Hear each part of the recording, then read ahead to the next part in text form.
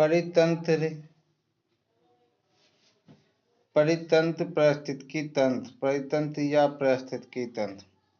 यहाँ पर पढ़ रहे हैं शैवाल या परपति सैर अवस्था, पुरोगामी समुदाय, मांस अवस्था, शाकीय अवस्था और झाड़ी सूप अवस्था जो है क्रामक के समुदाय है। क्या है? क्रामक समुदाय है। झाड़ी सूप अवस्था, झाड़ी या सूप अवस्था, और यहाँ पर वन अवस्था जो चरम समुदाय है। अब यहाँ पर पढ़ रहे हैं शैवाल, शैवाल या परपति सैर अवस्था, एर्गी और क्रस्टोज लिंचेन स्टेज, नग्न चट्टानों पर अधिक तापमान, मृदा एवं जल की कमी एवं पोषक तत्व की न्यूनतम होती है। ऐसे स्थानों पर नीली शैवाल की कई जातियां जैसे साइटोनीमा, गिलियोकैप्सा,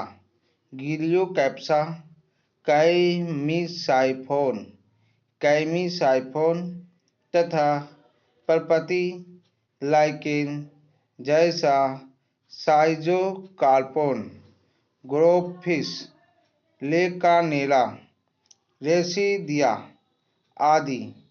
प्रारंभिक पुरोगामी समुदाय पायनियर कम्युनिटी के रूप में उगती है। उपरोक्त जातीय चट्टानों पर एक प्रपत्ति का निर्माण करती है।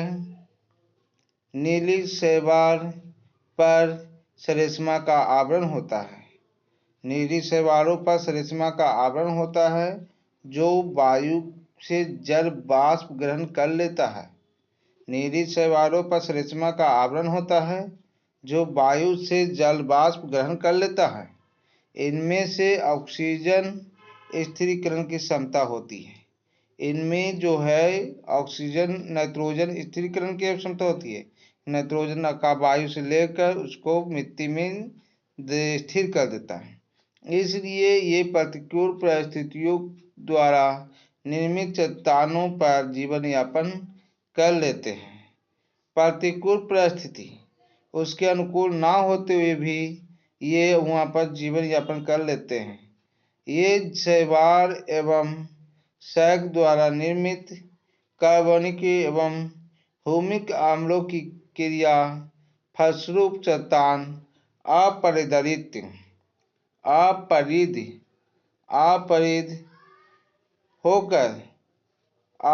होकर मृदा का अपरिद होकर कहता है। ये शैवाल एवं शैक द्वारा निर्मित कार्बनिक ह्यूमिक अम्लों की क्रिया के फलस्वरूप चट्टानें अपरिद होकर मृदा का निर्माण होती हैं। चट्टानें के सतत अपक्षय द्वारा मृदा का निर्माण होता रहता है। चट्टानों के सतत अपक्षय के द्वारा मृदा का निर्माण होता रहता है। फलस्वरूप चट्टान की सतह पर मृदा की एक पतली परत का निर्माण होता है। फलस्वरूप चट्टान की सतह पर मृदा की एक पतली परत का निर्माण होता है। मृदा की पतली परत में परिणत शैल जैसे पारमेडिलिया, डर्मेटोकार्पोन आदि तथा सुपित शैल बाद में सुपित शैल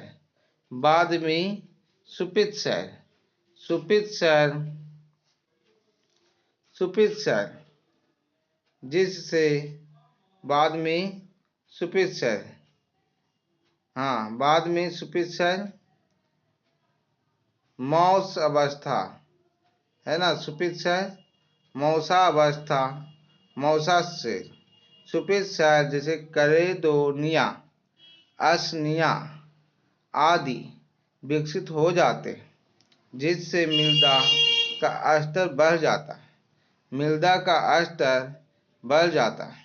मौस अवस्था, मौस स्टेज शैवालों एवं लाइकेन के द्वारा चट्टानों पर मृदा का निर्माण होने से वहाँ का आवास परिवर्तित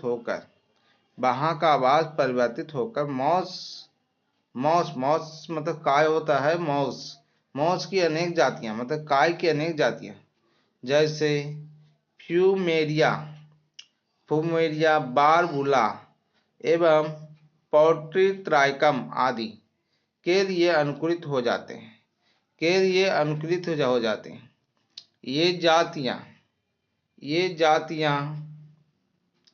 ये जातियां इस आवास में उगकर मृदा संचय को बढ़ाती है, मतलब कि मृदा कम रहता है तो उसको ज्यादा करती है। साथ ही मॉस की अनेक जातियां खनिज का जल अपघटन करके मृदा का जल धारण क्षमता को बढ़ाती है। अब मृदा में पहले जल नहीं रहता था क्योंकि पत्थर था, अब धीरे धीरे मृदा में क्या बढ़ने लगा, जल की मात्रा बढ़ने लगी, क्योंकि अब मिट्टी बढ़ने लगा।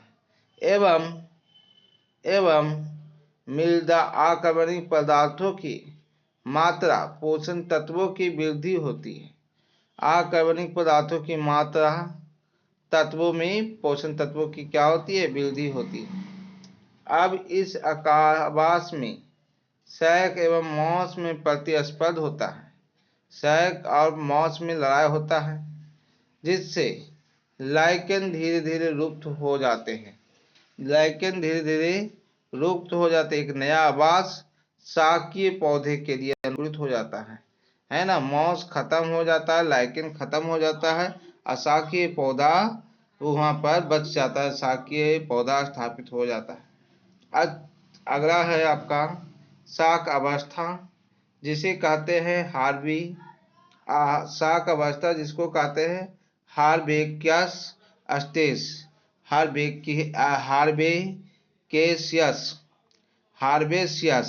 हार्बेसियस स्टेज। चट्टानों पर बनने वाली मृदा शाकीय पौधों के लिए अनुकूलित होती है। इससे पहले एक वर्षीय, फिर द्विवर्षीय, बाद में बहुवर्षीय पौधे एवं कुछ घासें विकसित हुई। सबसे पहले एक वर्षीय पौधा, फिर द्विवर्षीय पौधा, उसके बाद बहुवर्षीय शाकीय पौधा जो है, कुछ घासें विकसित हुआ। अब ये बहुवर्षीय पौधा में कौन कौन आ गया, ट्राइडेक्स, लिंडनबर्जिया आदि, आदि। इन पौधों की जड़ों द्वारा चट्टानों की अधिक विघटन होता है, जिससे मृदा की अधिक मोटी परत का निर्माण होता है। कहता है कि इन पौधों के जड़ों से चट्टान का विखंडन अधिक होता है, चट्टान ज्यादा टूटता है, जिससे मृदा की मोटी परत का निर्माण होता है। साथ ही मॉस पौधे की संख्या नगण्य हो जाती है, और मॉस पौधों की संख्या नगण्य हो जाती है। ये हो गया, मॉस पौधे की संख्या नगण्य हो जाती है ना। मॉस पौधे की संख्या नगण्य हो जाती है।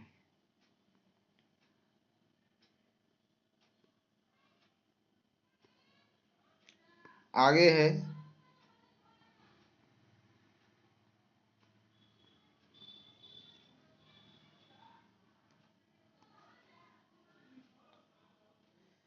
कहा जाता है कि छूप या झाड़ी अवस्था, छूप झाड़ी एक ही बात है, इसको सर्वजित स्टेज कहते हैं। शाकीय पौधों में एवं कुछ घासों से निर्मित आवास कुछ झाड़ियों छूप के परिवर्धन के लिए अनुकूलित हो जाता है। कहता है शाकीय पौधे एवं कुछ घास, शाकीय पौधे मतलब झाड़ी वाला पौधा है ना, और कुछ घास से निर्मित आवास कुछ झाड़ियों छूप के परिवर्धन के लिए अनुकूलित हो जाता है। एवं छूप आवास में आँख, यूफोर्बिया, आँख हो गया आपका, यूफोर्बिया हो गया, बैर हो गया, कैर हो गया आदि, शुभ विकसित हो जाते हैं। ये सब झाड़ियां उग जाते हैं। झाड़ियों को विकसित होने से प्रतिस्पर्धा बढ़ती है। धीरे धीरे शाकीय जो पौधा है वो धीरे धीरे नष्ट होने लगते हैं, क्योंकि अब उससे शक्तिशाली पौधा का आगमन हो चुका है, तो है ना। तो पौधों की इस अवस्था को मृदा में हुमरस का निर्माण अधिक होता है। इस अवस्था में हुमस जो है का निर्माण अधिक होता है, और इसके बाद जो है हुमस का निर्माण तो अधिक हो गया होता है। मृदा से खनिज मृदा से खनिज मृदा से खनिज जो है तत्वों एवं जलों की मात्रा बढ़ती है तथा पर्यावरणीय परिस्थितियां विश्व के में अनुकूल हो जाती है। पर्यावरणीय परिस्थितियां विश्व में अनुकूल हो जाती है। आगे कहता है वृक्षावस्था फॉरेस्ट स्टेज परिवर्तित आवास विश्व के लिए अनुकूलित होता है। जो परिवर्तित अवस्था है विश्व के लिए अनुकूलित होता है। यहाँ पर सर्वप्रथम मरोदभीत पौधा जैसे कैजू एराइना बबूर अकेसिया जिसको कहते हैं सर्वेदोरा आमेरिक्स आदि विकसित होते हैं। तो ये सारा पौधा कैजुलाइना बबूर अकेसिया सर्वेदोरा आमेरिक्स आदि विकसित होते हैं। तो आगे कहा जा रहा है कि विकसित तो होते हैं, सही बात है। आगे कहता है सैर अनुक्रम की अवस्था अस्थायी होती है। सैर अनुक्रम की अवस्था अस्थायी होती है जिसे चरम समुदाय कहते हैं। सैर अनुक्रम की अवस्था अस्थायी होती है इसे चरम समुदाय कहते हैं। चरम समुदाय की प्रमुख जातियां वहाँ के वातावरण के पूर्णतः अनुकूलतम होती है ना। तो कहता है चरम समुदाय की प्रमुख जातियां वहाँ के वातावरण के पूर्णतः क्या होते हैं, अनुकूलतम होते हैं, मतलब उसके अनुकूल होते हैं। ना तो वो उसको हानि करेगा ना ही उसको जो नुकसान पहुंचेगा। इस प्रकार मतलब उस सिचुएशन में जी सकता है। इस प्रकार अनुक्रम का अंतिम अवस्था अधिक अस्थायी हो जाता है। अंतिम अवस्था अधिक से अस्थायी हो जाता है, अब जल्दी नहीं बदलता है ना। इसमें इसलिए इसे इस अस्थायी समुदाय को तब तक कोई परिवर्तन नहीं होता जब तक कि बरहम कारक प्रभावित ना करे। बरहम कारक बाहर के से आके कोई पौधा उस पर ना रोपा जाए तब तक प्रभावित नहीं करेगा। अब वहाँ पर अपने आप पौधा नहीं उगेगा, उसको हटाने वाला पौधा नहीं होगा। इसलिए इसको कहते हैं चरम समुदाय, है ना। अर्थात चरम समुदाय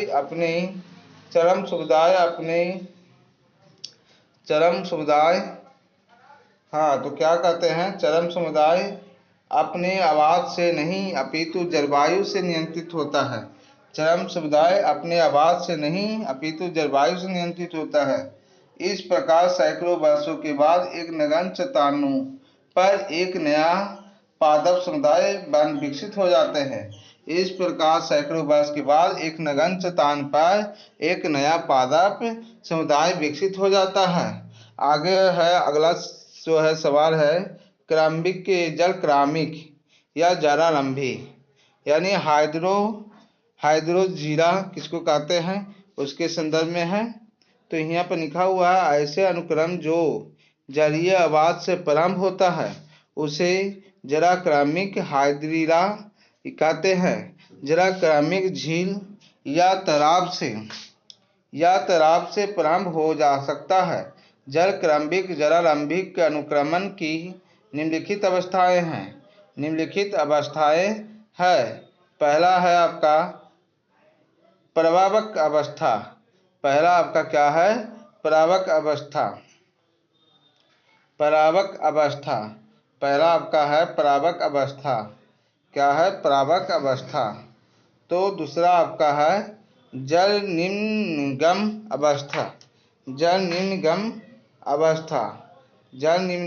अवस्था। तीसरा पर्वीय अवस्था, नाद अनूप अवस्था और पंका पादप अवस्था, कौष्ठीय बृहस्पति अवस्था। तो परावक अवस्था को पुरोगामी समुदाय कहते हैं और जल निम्न पादक अवस्था, पर्वीय अवस्था, नाद अनूप अवस्था, पंका पादप अवस्था, ककीय अवस्था आदि को क्रमिक समुदाय कहते हैं। चरम वन अवस्था, चरम समुदाय। परावक अवस्था, प्लैंक्टन स्टेज।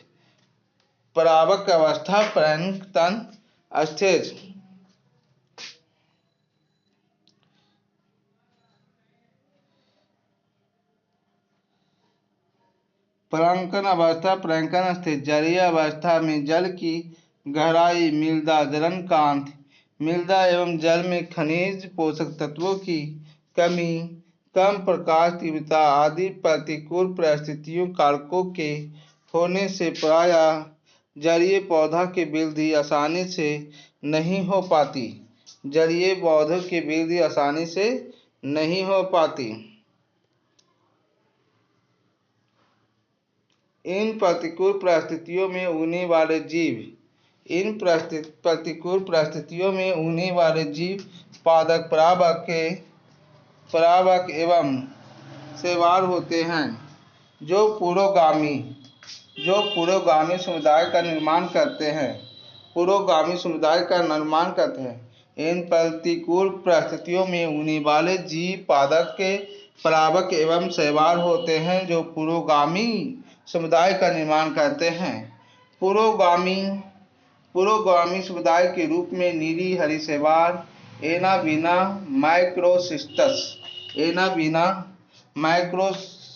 माइक्रोसिस्टस विकसित होती है, जो नाइट्रोजन स्थिरीकरण के द्वारा मृदा में खनिज पोषक तत्वों की मात्रा को वृद्धि करती है, जिससे तन्मय शैवाल उदोगोनिया और क्रेडोफोरा, स्पाइरोगाइरा, हाइड्रोडिक्टियोन एवं यूरोथ्रिक्स आदि का विकास होता है। इनकी उपस्थिति से मृदा से पोषक तत्वों की मात्रा में और वृद्धि होती है।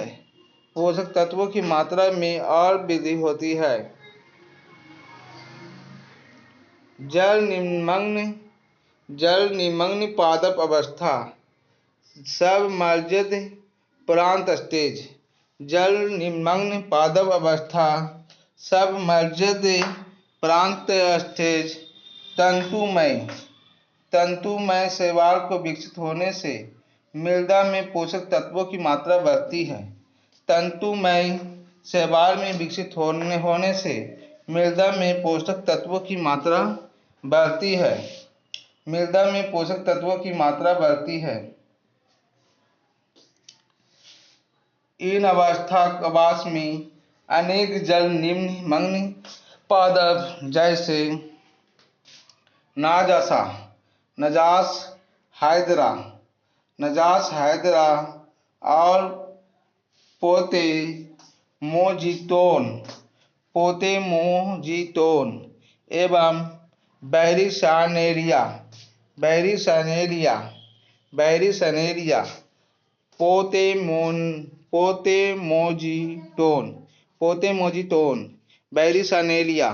विकसित होने लगते हैं। हाइड्रिला नाजासा पोतेमोजीटोन बैरिसनेरिया विकसित होने लगते हैं। इन पौधों के द्वारा भी पोषक तत्वों की मात्रा लगातार वृद्धि होती है। वृद्धि होती है। पर्वी अवस्था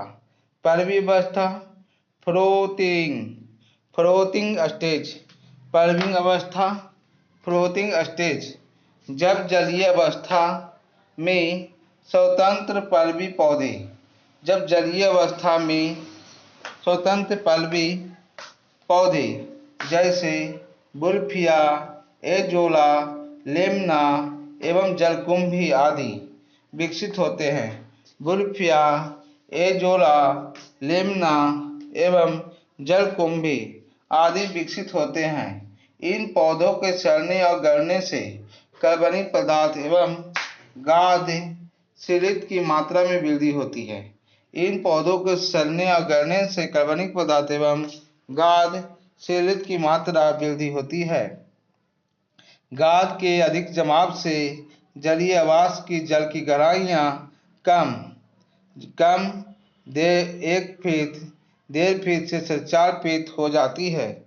1.5 फीट से 4.5 फीट हो जाती है। इस आवास में अब पोषक तत्वों की और अधिकता हो जाती है।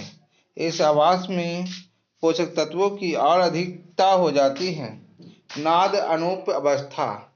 नाद अनूप अवस्था रेद रेद अस्बैप रेद अस्बैप स्टेज। नाद अनूप अवस्था रेद अस्बैप अस्बैप रेद अस्बैप स्टेज। जल की कम गहराइयाँ पोषण तत्वों की अधिकता एवं विगादीकरण से। जल की कम गहराइयाँ पोषक तत्वों की अधिकता एवं विगादीकरण से जलीय आवास में परिवर्तित होकर यह जल युक्त जल स्तरीय पौधे जैसे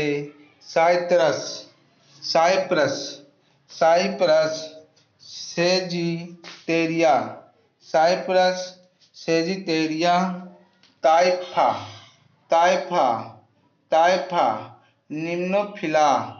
निम्नोफिला आदि नाद अनूप रेद अस्बैप के उगने के लिए अनुकूलित होते हैं। नाद अनूप रेद अस्बैप के उगने के लिए ये सब जो है नाद अनूप के रेद अस्बैप के उगने के लिए अनुकूल होते हैं। कच्छ या पंख पादप अवस्था। कच्छ या पंख पादप अवस्था। कच्छ या पंख पादप अवस्था। मर्सी मीडोस्टेज। कच्छ या पंख पादप अवस्था। मर्सी मीडोस्टेज। सततः विगादीकरण सिल्टिंग एवं मृदा के जमाव के कारण यह जलीय आवास पंख दलदली जमीन में बदलने लगता है। इससे दलदली मृदा में पोषण तत्वों की और अधिकता हो जाती है। इस दलदली मृदा में पोषण तत्वों की और अधिकता हो जाती है। अब इससे दलदली अवस्था में अनेक पादपों जातियों जैसे साइप्रस पोरिगोनम पैस्पेलम वेटिवेरियम एवं आइपोमिया